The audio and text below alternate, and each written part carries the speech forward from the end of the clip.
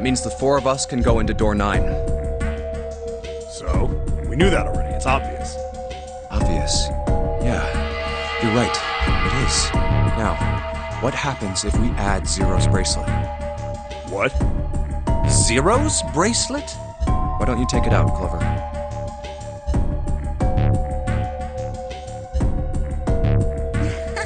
So you did know I had it. I picked it up because I thought it might be useful sometime.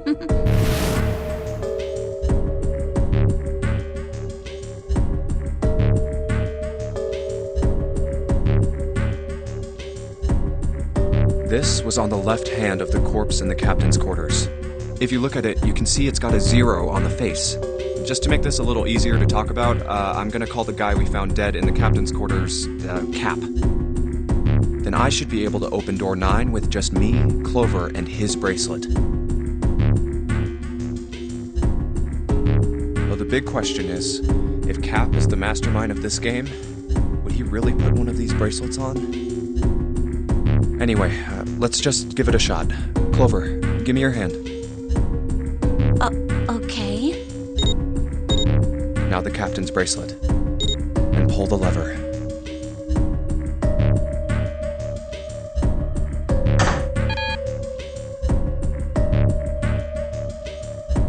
I knew it. Now, what does this tell us? Maybe the bracelet has to be on your wrist in order for it to work? No, that's impossible.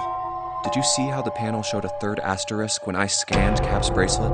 Whether or not it's on your wrist doesn't matter. All you have to do is put the bracelet near the panel for it to register.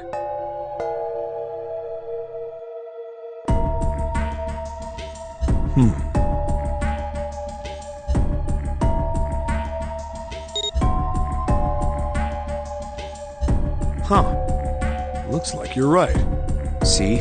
So what does that mean? There's only one possibility. That bracelet isn't the number 0. Is that what you're saying? That's right. Then what number is it? Let's find out.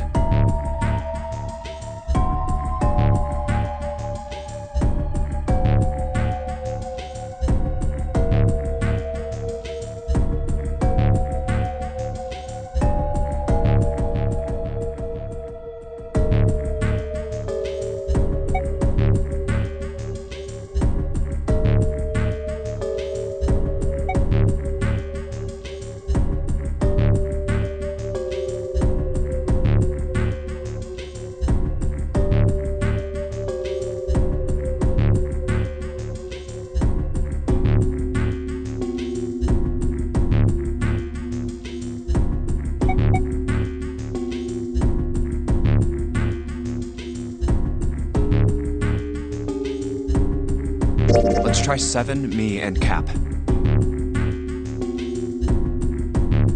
If this combination opens the door, then Cap's bracelet is number 6.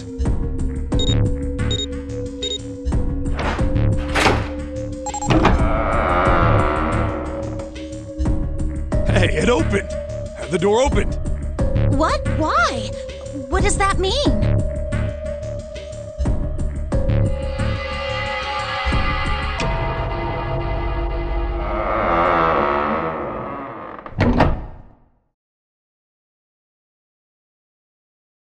Isn't it obvious? Cap's bracelet is number 6. But doesn't it say 0? This isn't a 0. The symbol on here isn't a number 0. It's a letter O. Oh. Whoa, wait a minute. I don't get it. I mean, we figured out that Cap's bracelet is 6, right? Yeah. Does that mean there are 2 people with 6s? There is most likely only one person with a 6. But I don't get it. What about June? Well, this is only an educated guess, but I think June's number was never 6 to begin with. Her bracelet was flipped. In other words, June's real number is 9. That seems the most likely. Then all this numbered door stuff was just a load of crap? Why would you say that? Because if June is 9, then the numbers wouldn't match up. Here, look. List of all the numbered doors June's gone through. I'll let you know what I'm writing, okay, Snake?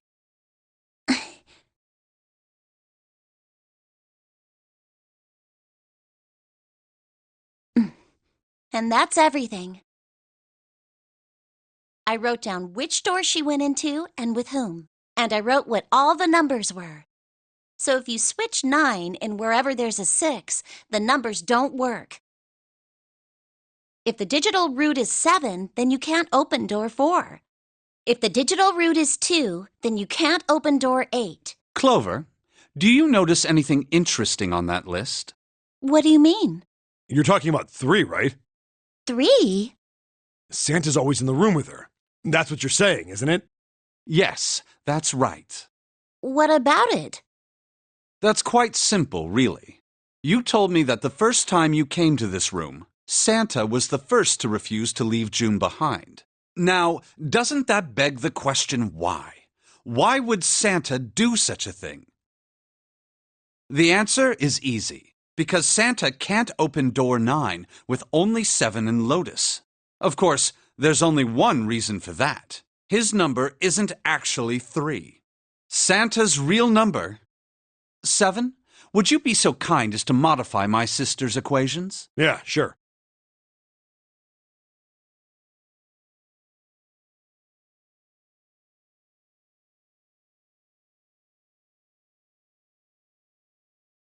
This is what you were getting at, right, Snake?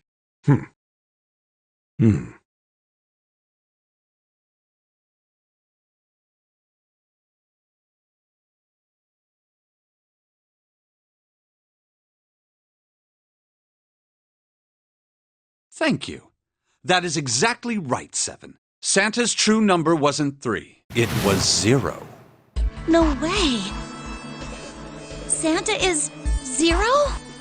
And June was 9, not 6. Conversely, Santa was 0, not 3. Plus 3 and minus 3, they cancel one another out. Nothing appears out of order. Santa was still playing by the rules of the nonary game this whole time. Precisely. So you're saying Santa planned this whole thing? I'm not sure if he acted alone or not, but I think it is safe to conclude that he is 0. If my hypothesis is correct.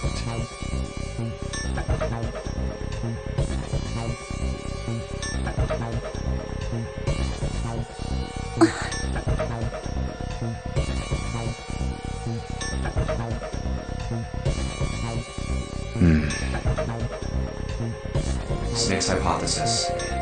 Something doesn't seem right. June's bracelet being flipped. Even if that were possible, that would mean there are 2 number 9 bracelets. And if that's the case...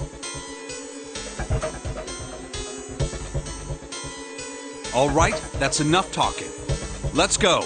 It's high time we went through that door.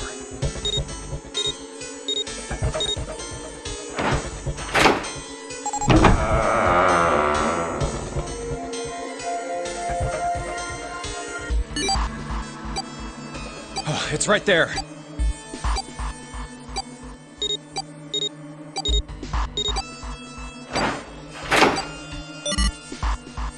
Oh. All right, let's keep going.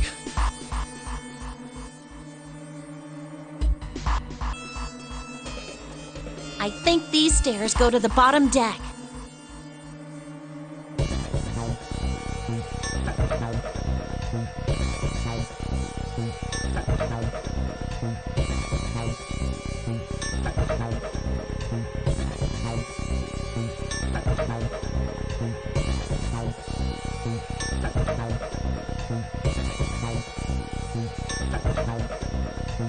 Looks dry.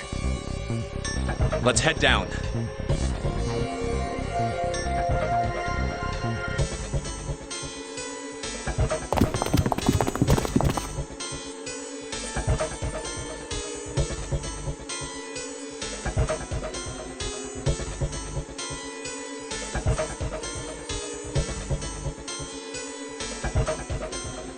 Hey, it's a...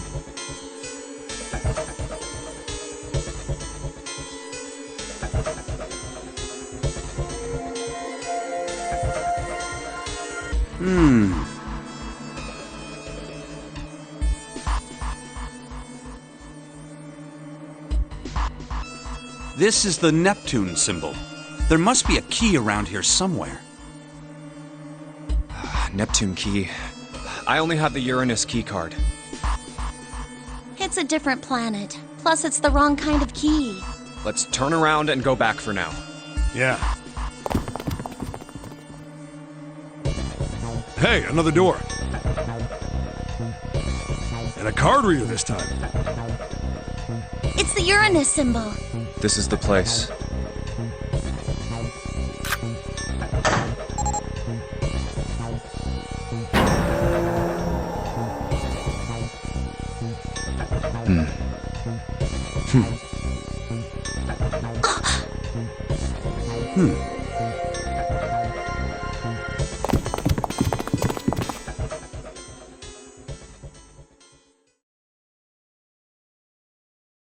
Wow! It's totally full of books! There's so many. I don't know where to look.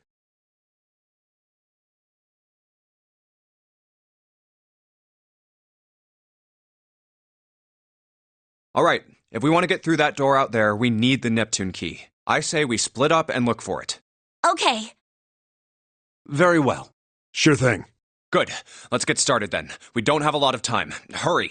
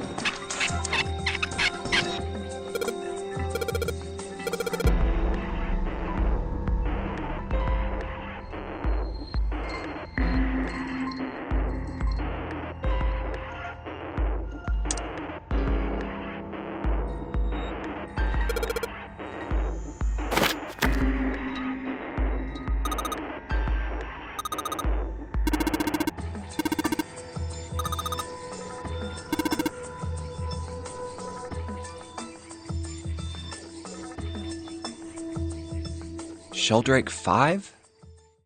I think I saw the rest of this collection somewhere. Yeah, I think it was somewhere around here. Let's go take a look. Okay. Sheldrake. Have you heard of him? Sheldrake, I mean. Yeah, Lotus told me about him. There's a British biochemist named Sheldrake. He has a rather interesting theory. Morphogenetic fields, which relies on the theory of morphic resonance. Really? From Lotus, huh? Well, Clover also said something to me about that stuff. She did?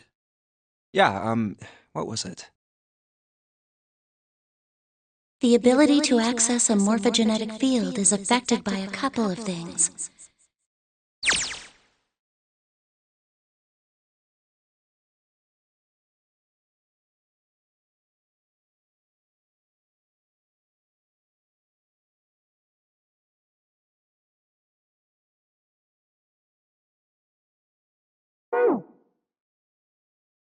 The first is epiphany, and the other is danger. That girl. I told her not to tell anyone. You did? Why? Well... Look, man, I didn't push it because we're in a hurry, but I'm kind of sick of this. How about you just tell me, okay? Tell you what? Don't give me that. About the experiment. Ugh. Very well, fine. I'll tell you everything. But not here. Let's move to the top floor.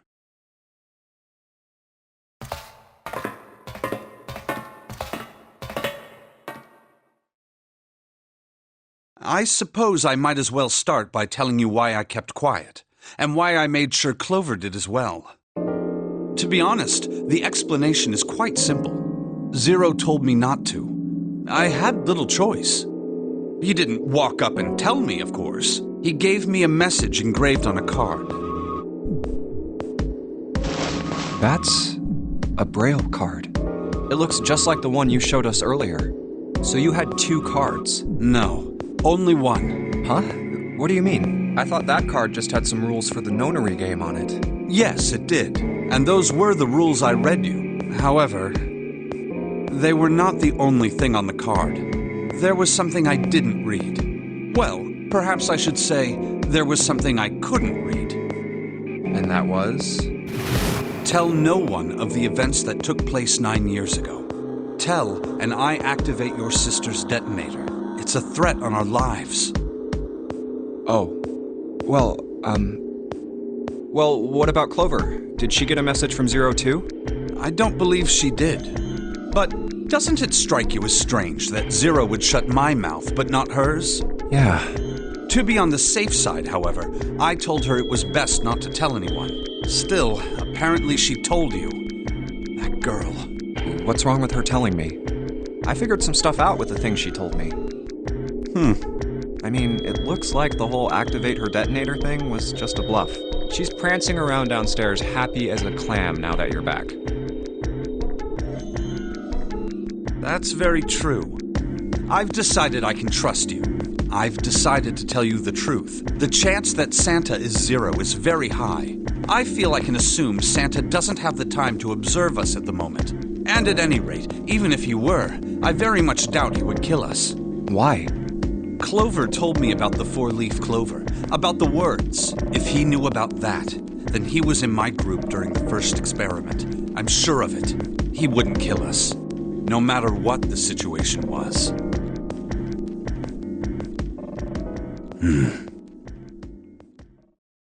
Hey, Snake?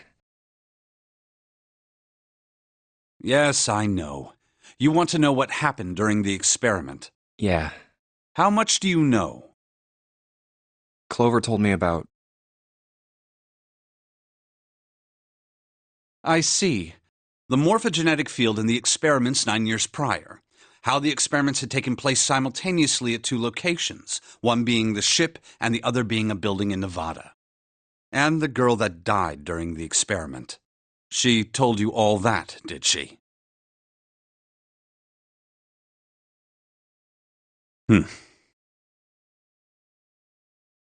At any rate, I now know how much you've learned. All that remains for us to determine is who did this and why, right? Yes. Can you tell me what happened? Yes. The people who organized the initial experiment were from a company called Cradle Pharmaceuticals. There were 4 of them running the show. Gentaro Hongo, Nagisa Nijisaki, Teruaki Kubota, Kagechika Musashido. Hongo was the CEO of Cradle Pharmaceuticals. Nijisaki was his right-hand man and did the lion's share of the planning. Kubota led the company's research and development division. Musashido was their majority stockholder. It was these 4 people who planned the initial experiment.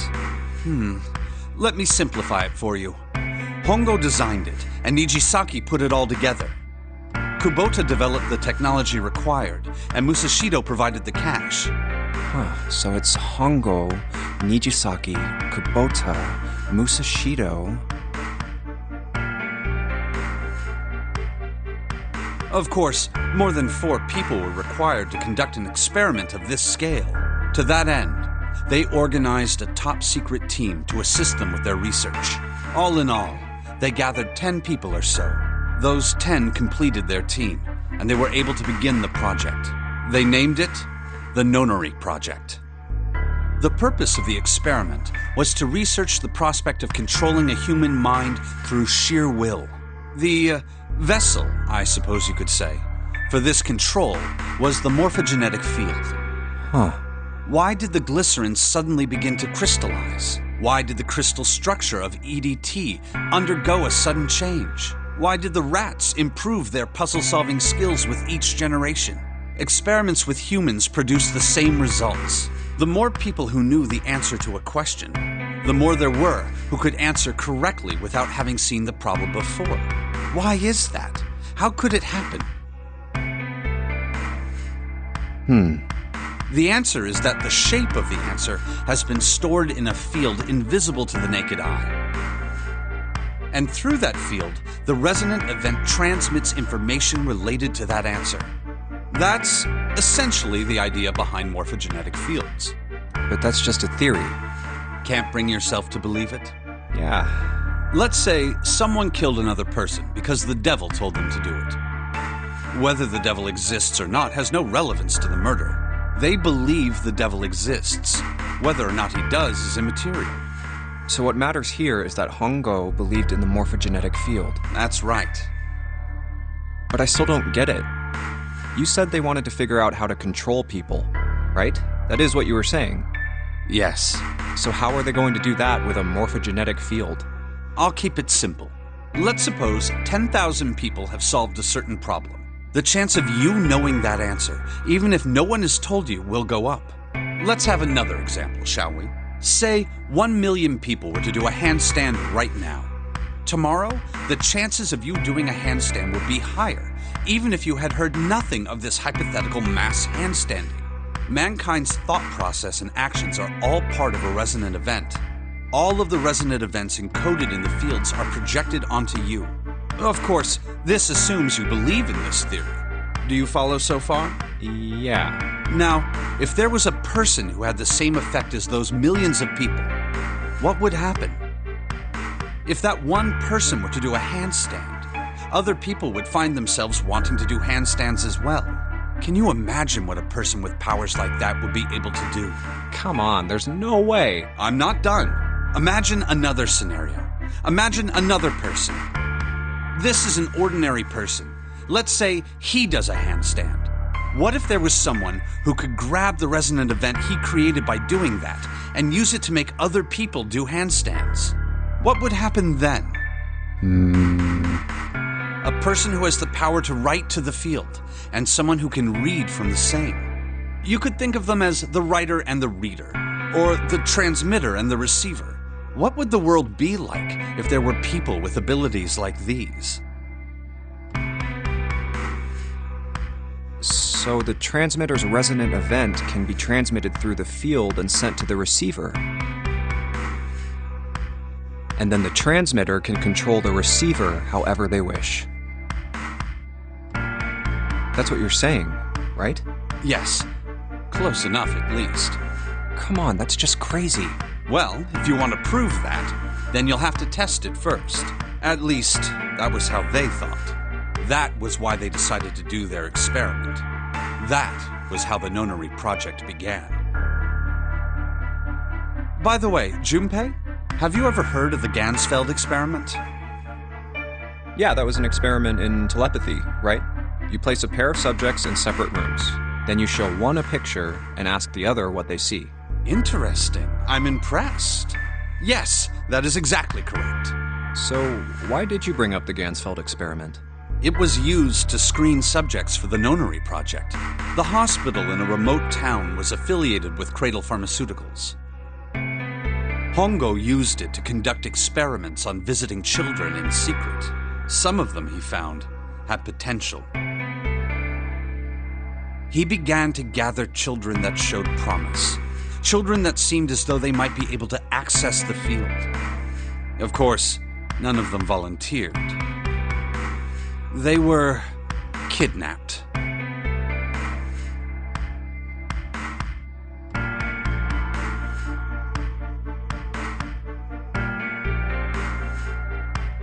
There were 9 pairs of siblings taken, for 18 children total. For reasons that were not fully understood at the time, each pair had 1 transmitter and 1 receiver. They were split perfectly. As such, the 18 children were split into 2 groups of 9. The children who were put into Group Q were the ones who excelled at transmitting. They were transferred to the mock experiment building known as Building Q in the Nevada desert. The children who excelled at receiving were put in Group A. Group A was then placed on the former hospital ship Gigantic.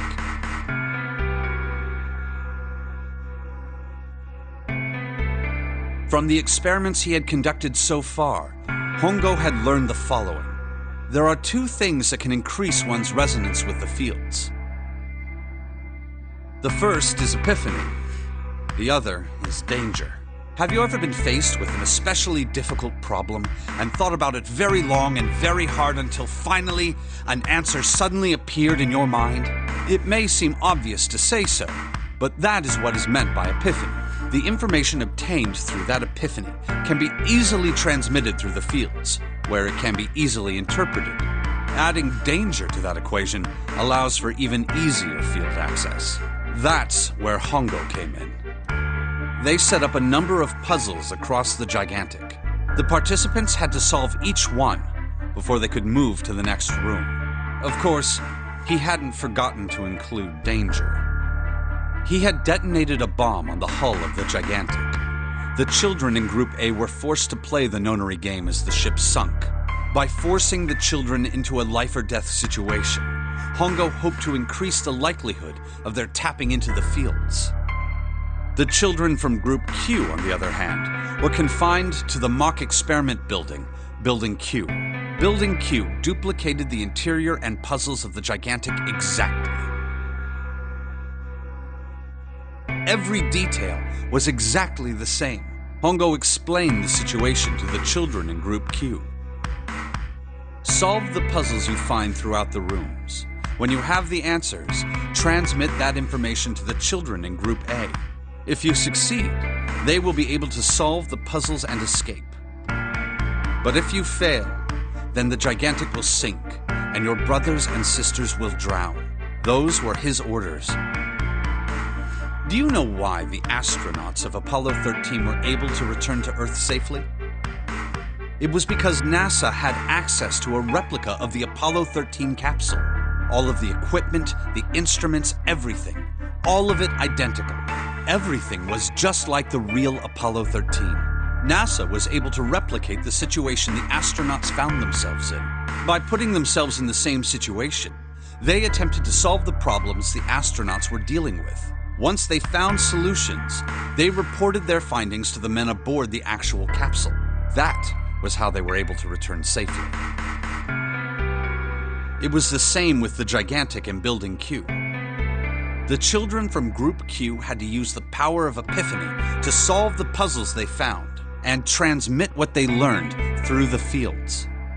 The children in Group A, however, they had to access the fields to learn how they might advance to the next stage. That is the simplest explanation I can manage. Huh. Hey, Junpei, Snake! How much longer are you two gonna sit around on those bony asses? Get down here already! He's right. Let's go, shall we? We don't have much time. We need to get out of here, and soon. Hold it. There's one more thing I want to ask you. Hmm? Are you sure that there were 18 kids? Why? Well, I thought it was only 16. Oh, yes. That was what they said on the news, wasn't it? Yes, I have no doubt that 18 children were abducted and used in Hongo's experiment. After all, you couldn't exactly play a nonary game with any less, could you? Well, yeah, but are you saying that the news got it wrong? Yes, I am. There were 2 more children. However, they had no relatives that I'm aware of. I imagine no one filed a police report when they went missing. They were brother and sister, like Clover and I. The brother's name was Aoi. The sister's name was... Her name was... Her name was Akane. That was the girl who died.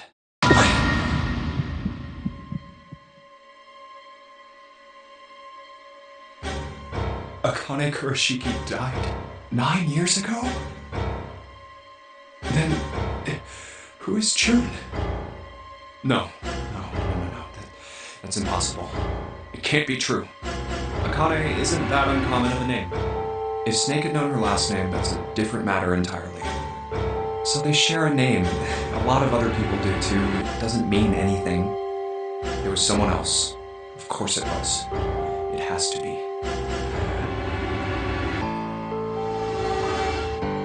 Is something wrong, Junpei? Your breathing sounds strange.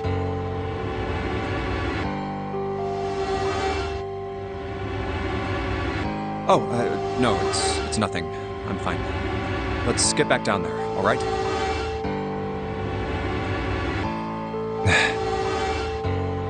I couldn't do it. Why didn't I ask? What's her last name? I just couldn't get the words to come out.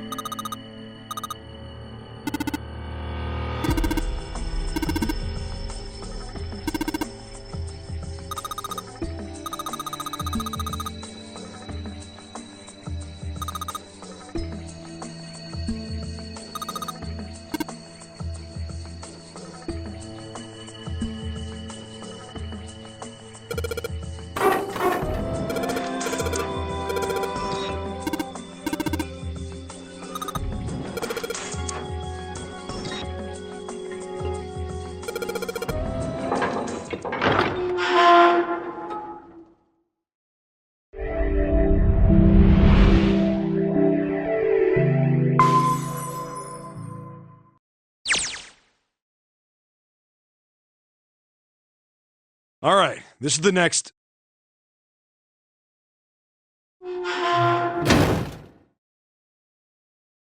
The door! Did that just close on its own? Don't tell me we can't go back. I don't know. Let's see. Damn it. It looks like it locks automatically.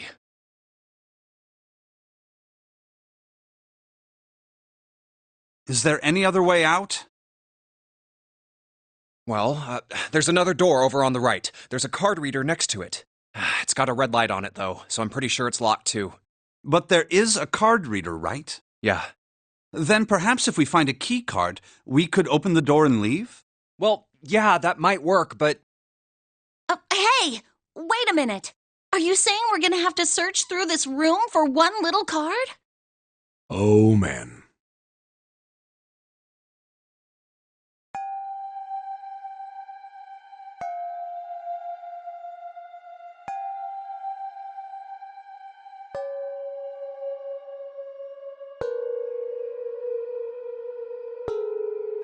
Looks that way. No way! For real?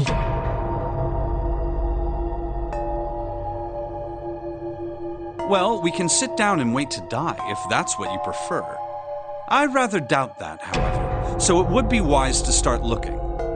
We haven't much time. Let's find that key card. Oh, and the Neptune key as well. We won't be able to get through the hallway without it. All right then, let's begin.